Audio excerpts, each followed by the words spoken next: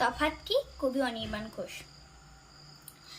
বাবা বললেন, হতভাগা, বদমাইশ, বিজ্ঞানেতে পেয়েছো মাত্র 22। তোমার মতো বয়সে বিজ্ঞানে আমি গড়ে 80-90 পেতাম নিয়ম করে। কি করে এত কম নাম্বার পেলে? লজ্জায় মরি। তুমি কি আমার ছেলে? হারু বলে, বাবা মাফ করো, এবারে বিজ্ঞান আমি বুঝি না একেবারে। এবারে প্রশ্ন এসেছিল কাঠখোট্টা, ভেবে ভেবে লিখতে পারিনি এক ফোঁটা। বিদ্যুৎ আর বজ্রের তফাৎ কি কি? এতটা শক্ত প্রশ্ন কি করে লিখি? বাবা বললেন, আরে রামো রামো ছি ছি, এই প্রশ্নটা ছেড়ে দিলে মিছিমিছি। প্রশ্নটা খুবই সহজ এবং খাসা।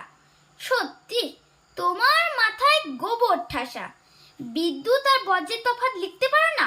মাথা মোটা এরে পক্ক। বিদ্যুৎ বিলে টাকা যায় প্রতি মাসে, বজ্রপাতের জন্য কি আর বিল আসে?